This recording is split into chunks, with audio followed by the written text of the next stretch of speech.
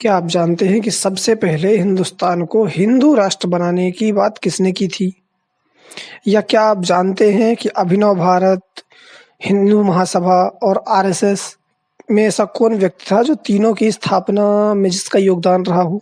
यदि नहीं, तो चलिए जानते हैं।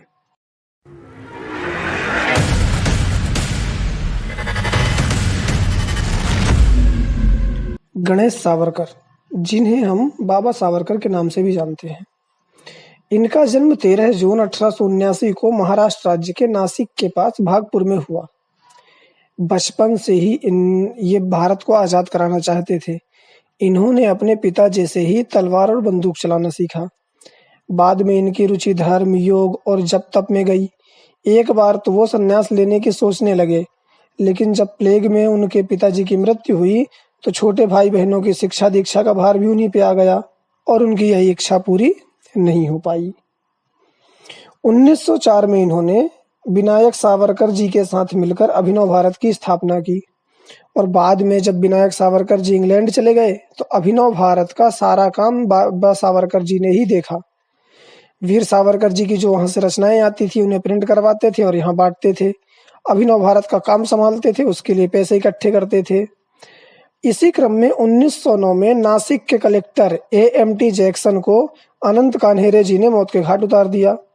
अब इसके लिए सावरकर बंधुओं में चूंकि वीर सावरकर जी तो इंग्लैंड में थे, तो यहाँ थे गणेश सावरकर जी और नारायण सावरकर जी, तो इन दोनों को अपराधी मानते हुए गिरफ्तार किया गया और बाद में 1909 में बाबा राव सावरकर जी पर देशद्रोह का मुकदमा चलाया गया और 8 जून 1909 को उन्हें काला पानी की सजा देकर आजीवन कारावास के लिए अंडमान भेज दिया गया।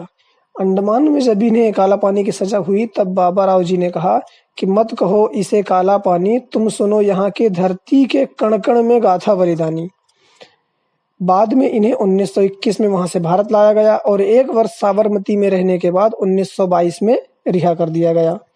1922 में रिहा होने के बाद भी ये शांत नहीं बैठे और 1922 में ही वीर सावरकर जी के साथ मिलकर हिंदू महासभा की स्थापना की। हिंदू महासभा की स्थापना के कुछ वर्ष बाद डॉक्टर हेडगेवार जी के संपर्क में आए और 1950 में आरएसएस की स्थापना की।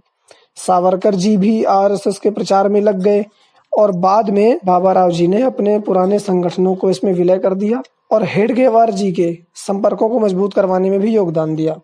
और पश्चिमी महाराष्ट्र में पुणे आरएसएस का गढ़ गणेश जी की मेहनत से ही बना था। गणेश जी ने मराठी में एक निबंध लिखा था जिसका विषय था राष्ट्र मीमांसा, जो अंग्रेजी में गोलवलकर जी के नाम से वी और अवर नेशनहुड डिफाइन शीर्षक से छपा।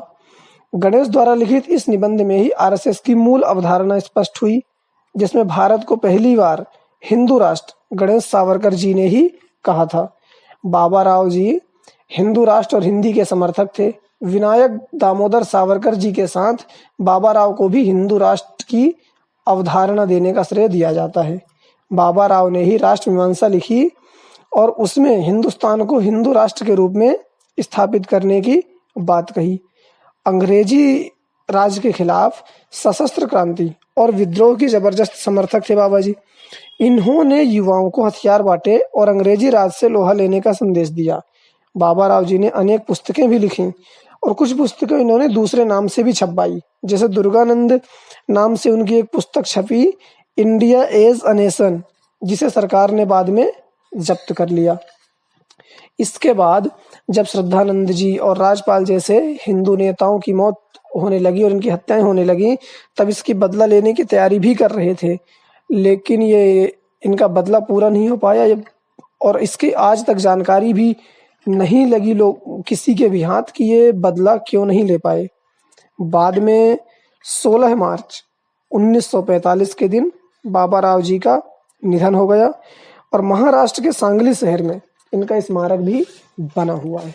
ये थे सावरकर बंधुओं में सबसे बड़े भाई गणेश सावरकर या बाबा राव सावरकर जी, जिनके योगदान को हम पूरी तरह से भूल चुके हैं। आज शायद आप लोगों को भी इनका नाम पहली बार ही सुनने में आया हो, तो ऐसे लोगों के बारे में सुनते रहें, पढ़ते रहें, जानते रहें।